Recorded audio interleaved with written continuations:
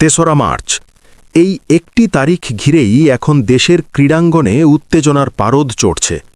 কারণ এই দিন থেকেই শুরু হতে যাচ্ছে এশিয়ার মাটিতে বাংলাদেশের নারী ফুটবলের সবচেয়ে বড় challenge AFC women's Asian cup.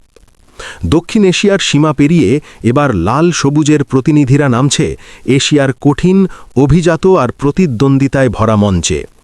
সেই লক্ষ্য সামনে রেখেই এরই মধ্যে অস্ট্রেলিয়ায় পৌঁছে গেছে বাংলাদেশ নারী ফুটবল দল। পরপর দুইবার সাফ নারী চ্যাম্পিয়নশিপ জয় আর এশিয়ান কাপ কোয়ালিফায়ার্সে চোখ ধাঁধানো পারফরম্যান্স, সব মিলিয়ে এই দলটা এখন আর শুধুই অংশগ্রহণকারী নয়, বরং প্রতিপক্ষের জন্য এক ভয়ঙ্কর চ্যালেঞ্জ। কোচ পিটার বাটলার জানেন, ইতিহাস গড়তে হলে সেরা অস্ত্রগুলোই নামাতে হবে। তাই এশিয়া কাপের জন্য তিনি বেছে নিয়েছেন দেশের সেরা, সবচেয়ে ফিট আর মানসিকভাবে শক্ত খেলোয়াড়দের। এই স্কোয়াডে এমন কিছু নাম আছে যারা একাই ম্যাচের গতিপথ ঘুরিয়ে দিতে পারে, যাদের বলা যায় এই টুর্নামেন্টে বাংলাদেশের ট্রাম্প কার্ড। আর সেই ট্রাম্প কার্ডদের নিয়েই আজকের এই বিশ্লেষণ। শুরুটা করতে হয় গোলপোস্টের নিচ থেকে, কারণ বড় টুর্নামেন্টে শক্ত রক্ষণ মানেই অর্ধেক জয় নিশ্চিত। আর বাংলাদেশের গোলপোস্ট মানেই এক নাম, রূপনা চাকমা। 2022 এবং 2024 সালের সাফ নারী চ্যাম্পিয়নশিপের সেরা গোলরক্ষক এই পাহাড়ি কন্যা বর্তমানে আছেন দুর্দান্ত ফর্মে।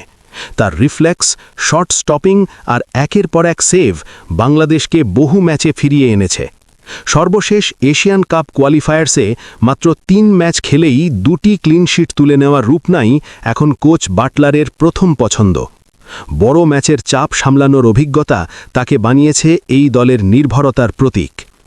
গোল রক্ষণের পর এবার আসা যাক রক্ষণ ভাগে, যেখানে দলের ভরসা ও নেতৃত্বের নাম অধিনায়ক আফেদা খন্দকার। ডিফেন্স লাইনে তার অবস্থান, প্রেসারের মধ্যেও শান্ত থাকা আর সতীর্থদের সঠিক জায়গায় দাঁড় করানোর দক্ষতা তাকে বানিয়েছে বাংলাদেশের রক্ষণ ভাগের মেরুদণ্ড। এশিয়ার শক্তিশালী দলগুলোর বিপক্ষে খেলার সময় এই অভিজ্ঞতাই হতে পারে বাংলাদেশের সবচেয়ে বড় শক্তি। মাঝমাঠে এলেই আলোচনায় আসে এক জাদুকরের নাম, মনিকা চাকমা। ফুটবল প্রেমীরা যাকে ভালোবেসে ডাকেন ম্যাজিক্যাল চাকমা। দুর্দান্ত ড্রিবলিং, নিখুঁত বল কন্ট্রোল, চোখ ধাঁধানো থ্রু পাস আর মাঝমাঠ থেকে হুট করে নেওয়া দূরপাল্লার শট, সব মিলিয়ে মনিকা এমন একজন খেলোয়াড় যিনি এক মুহূর্তেই ম্যাচের রং বদলে দিতে পারেন।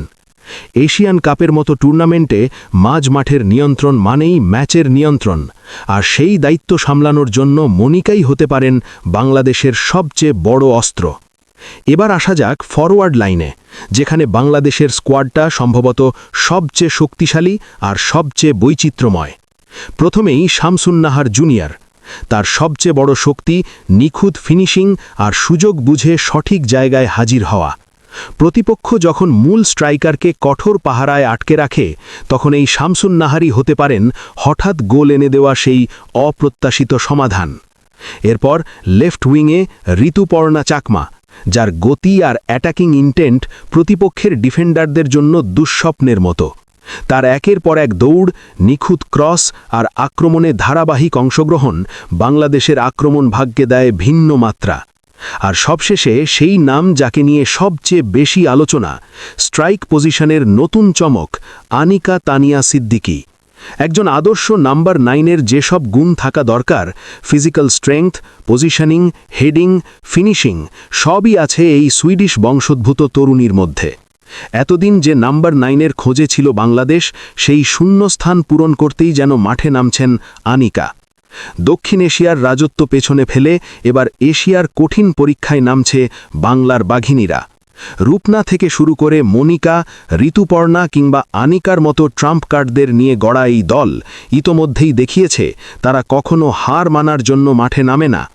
অস্ট্রেলিয়ার মাটিতে যদি কোচ পিটার বাটলারের এই অস্ত্রগুলো নিজেদের সেরা ছন্দে খেলতে পারে, তাহলে নতুন আরেকটি ইতিহাস লেখার সুযোগ হাতছানি দিচ্ছে বাংলাদেশের সামনে। গোটা দেশের চোখ এখন সেই 3রা মার্চের দিকে, যেদিন লাল সবুজের পতাকা বুকে নিয়ে এশিয়ার মঞ্চে লড়াই করবে বাংলার মেয়েরা। স্বপ্ন দেখবে আরও বড় কিছুর, আরও উঁচু শিখরের।